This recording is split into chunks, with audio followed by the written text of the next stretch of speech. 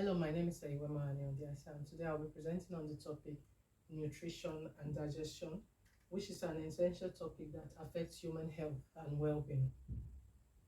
We will explore how proper nutrition supports body function and the processes of digestion.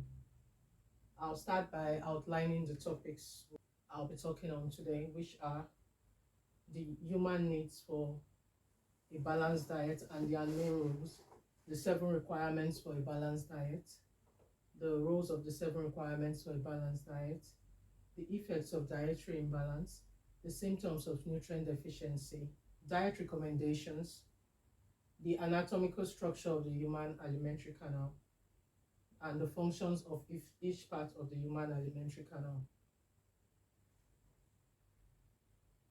Going to the next slide, which is the introduction.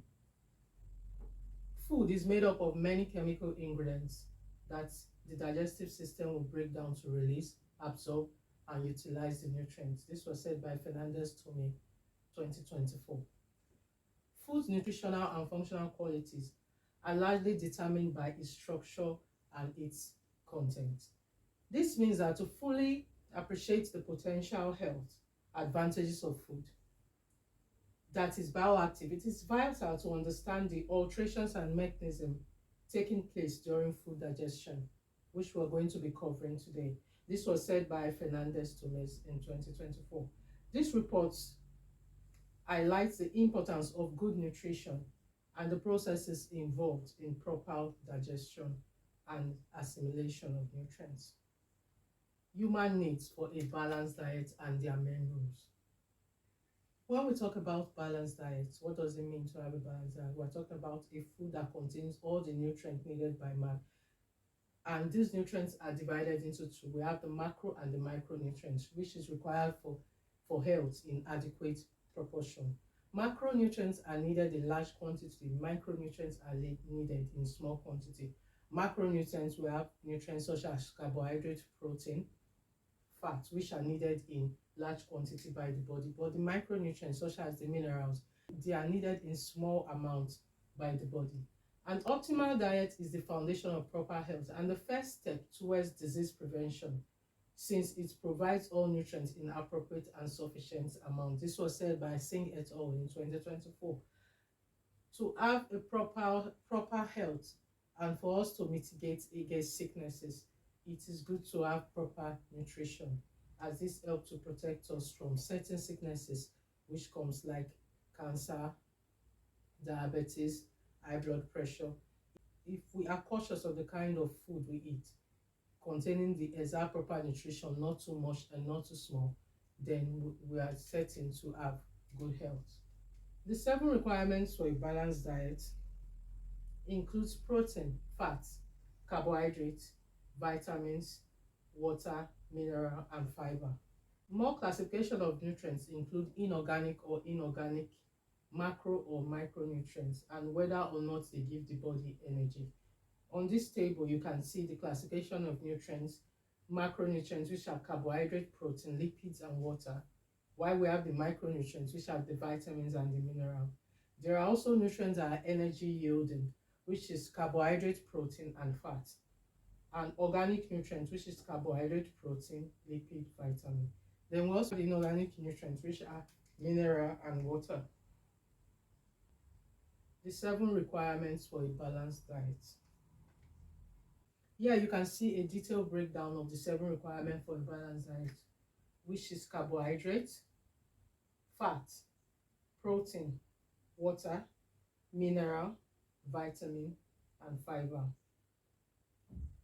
Carbohydrates, they consist of oxygen, hydrogen, and carbon. You can see on the table that proper meal with the complete balanced diet, you need to have this in your meal. Carbohydrates, you can get it from grains, corn, potatoes, bananas, legumes. Proteins can be gotten from meat, chicken, eggs, milk, and seafood. Fats can be gotten from nuts, oil, dairy products, and dry fruits. Vitamins can be gotten from fruits and vegetables. Minerals can be gotten from fruits, vegetables, meat, fish, dietary products. Fiber can be gotten from whole grain, oranges, apples. Water can be gotten from watermelon, oranges, cucumber, and drinking of water. Water molecules consist of one oxygen and two hydrogen atoms. Minerals, these are inorganic materials that are categorized based on the quantity that the body needs. Vitamins, these are organic nutrients. They are grouped according to how soluble they are in water. Fiber is a kind of carbohydrate, but is indigestible by the body, so of the body as waste products. Roles of the 7 requirements of a balanced diet. Each of the 7 components of the balanced diet perform significant roles in the body, which are highlighted in table 2, as you can see there. Water dissolves and carries nutrients. It removes waste and regulates body temperature. Protein helps to build new tissues in the body, antibodies, enzymes, hormones, and other compounds. Carbohydrate provides energy. Fat provides long-term energy, insulation, and protection. Vitamins helps to facilitate the use of other nutrients. It's involved in the regulating growth and manufacturing hormones. Minerals help to build bones and teeth, and it aids in muscle functions and nervous system activities. Fiber is a kind of carbohydrate that the body is unable to process. They promote regularity and prevention of constipation. It goes into the body and comes out of the body as waste, but helps to aid digestion. Effect of dietary imbalance, that's what are the negative impact of eating an imbalanced diet. According to Afshin et al. 2019, an imbalanced diet is a significant avoidable risk factor for non-communicable disease. For example, diet choices are a major risk factor for high blood pressure, high cholesterol, overweight and obesity, inflammation, and increased risk of serious morbidity and mortality-related diseases such as cancer, diabetes, and cardiovascular disease, Senna and SEDA 2020. This is a table showing the impact of food risk and health in 195 nations, showing the mortality rates attributed to diet and number of deaths at the global level attributed to diet. Symptoms of nutrient deficiency, such as stunted growth, reduced healing of wounds, sicknesses that comes as a result of lack of protein are marasmus and kwashiorkor, which is as a result of extreme deficiency of protein. It is characterized by a complete food deficiency with exceptionally limited amount of protein and energy. Then a prolonged deficiency of carbohydrate leads to ketosis, which is characterized by an increase in ketone production. Clinical signs of low EFAS level include stunted growth in kids, poor wound healing, scaly dry rash, and increased proneness to infection. Kayan et al. 2022. The lack of folate and vitamin B12 leads to megaloblastic anemia. Lack of vitamin D leads to rickets and osteomalacia. The lack of vitamin C leads to scurvy and poor wound healing. The lack of copper leads to anemia and mental retardation. The lack of fluoride leads to dental cavities. The lack of iodine can lead to thyroid enlargement, which is also known as goiter, which mainly occurs in the neck. And the lack of zinc, which leads to developmental retardation and congenital malformation. We also have iron, which leads to muscle weakness and abnormalities, anemia, and mental developmental disorder. According to the table, which was gotten from National Institute of Health in 2024, you can see the daily dietary recommendation for nutrient intake. Estimated energy requirements, the EERs, are estimates based on the gender, the age, the weight, the height, physical activity level, and how much calories individual needs to take daily to stay healthy. Then we also have the acceptable macronutrient distribution ranges. The ADM arrow is the calculation range that determines the energy intake of carbohydrate, fat, and protein recommendation in a healthy diet. National Institute of Health 2024. The anatomical structure of the human alimentary canal. The digestive system organs can be simply categorized into two groups to better understand it. This is the digestive system. You can see it on the diagram there. We've got the gastrointestinal tract, which is 25 centimeters long. It's a one-way tube. It starts from the mouth and ends at the anus. Then we've got the accessory organs, which are not true part of the digestive system tract, but hence referred to as accessory organs. So here we'll talk about the function of each part of the human alimentary canal. The 5 primary processes comprise the digestive processes, which is ingestion, mechanical digestion, chemical digestion, absorption, and the removal of waste. Callahan et al. 2020. Digestion process starts from the mouth, which is the accessory organ. The mouth helps both in mechanical and chemical digestion. The mechanical digestion includes chewing and swallowing. Chemical digestion of carbohydrates and fat, which is done by the production of enzymes, which helps to break down carbohydrates and fats. The salivary gland produces saliva, which moistens food, and salivary amylase, which starts the chemical breakdown of carbohydrates. The food moves from the mouth down to the esophagus. The esophagus helps to contract and push the food down into the stomach. In the stomach, we've got the mechanical and the chemical digestion. Mechanical digestion include the peristaltic mixing and propulsion. The stomach produces gastric juice, which helps digestion of protein and fat, absorption of lipid-soluble substances such as alcohol and aspirin. The solution uses a mix of hydrochloric acid to disinfect harmful organisms from replicating within the body. The stomach also secretes enzymes that digest fats and protein. We have the small intestine. It aids in mechanical and chemical digestion. The mechanical digestion includes the mixing and propulsion primarily by segmentation. Then also in the chemical digestion of carbohydrate, fat, polypeptides, and nucleic acid. It helps in the absorption of peptides, amino acid, glucose, fructose, fat, water, minerals, and vitamin. No chemical digestion except it is done by bacteria. It absorbs iron, water, minerals, vitamins, and organic molecules. The gallbladder helps to store, concentrates, and release bile into the small intestine through the common bile duct. The bile is a green bitter substance. The pancreas produces pancreatic juice, which is secreted into small intestine via the pancreatic duct. It contains bicarbonate to neutralize the pH of chyme and digestive enzymes that break down carbohydrate, protein, and fats. On this slide, I'll be talking about the alimentary canal histology.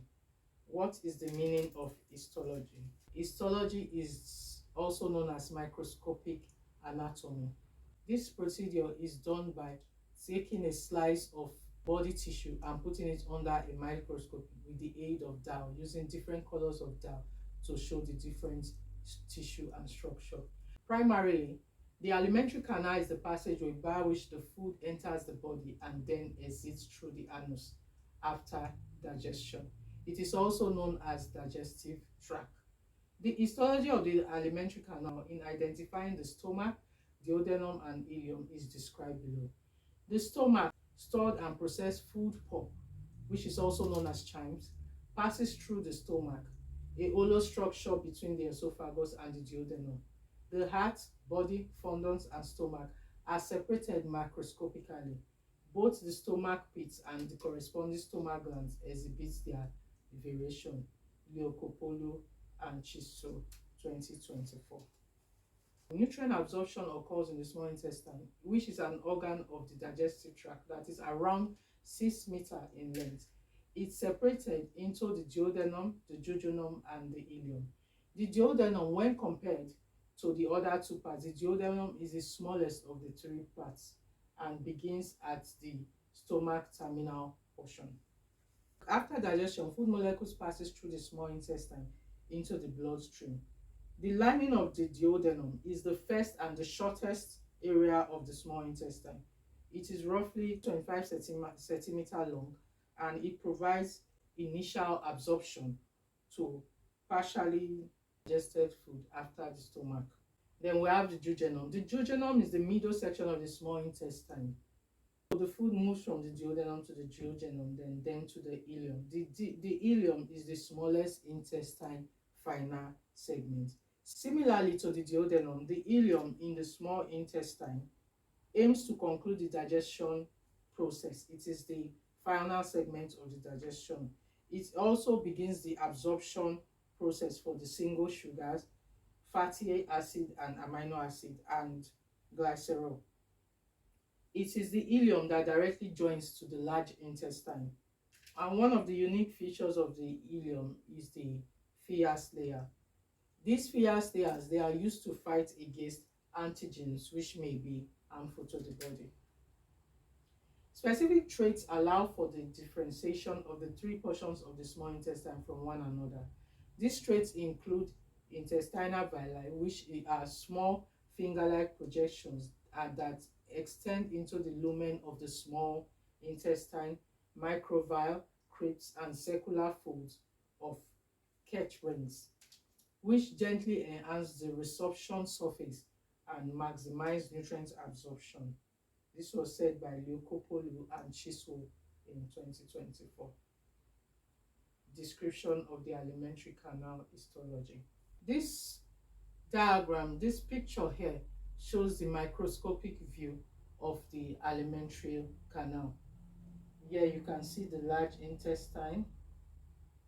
You can see the lymphatic nodes, the villi, the mesentery, the serosa, the muscularis externa, the submucosa, the mucolaris mucosa, the lamina propria, and epithelium. This is the esophagus, where we have the epithelium, the lamina propria, the submucosa, and the adventia. Then for the stomach, under the mucosa, we have the epithelium, the lamina propria, the muscularis mucosa. Then we also have the submucosa, the mucolaris externa, and the serosa. Main functions of the liver related to digestion. The liver is a brown cone-shaped organ in the body. It is the second largest part of the body. It is located beneath the 5 bottom ribs around this angle on the right side of the abdominal cavity, and it rests above the stomach, the right kidney, and intestine. The liver helps to clear the bloodstream by removing harmful substances. It produces glucose through the process of glucogenosis and also supports the process of digestion.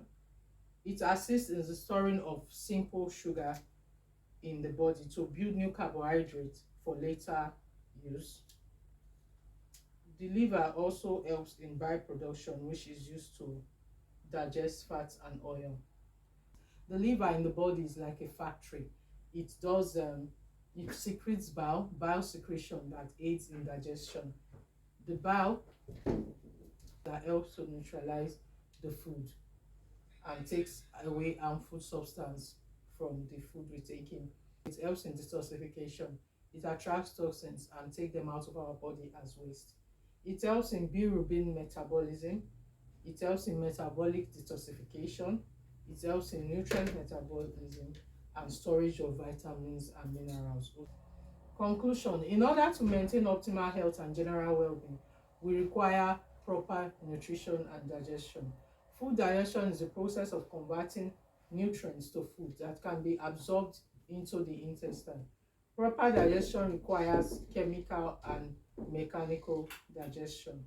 When the body receives an appropriate nutrition balance, it can combat disease, maintain a healthy weight, and improve the immune system. If we ensure that the food we take has the proper nutrients in adequate amount required by our body due to our age, sex, and lifestyle activity, we will tend to mitigate risk, maintain healthy weight, and improve the immune system. Thanks for watching.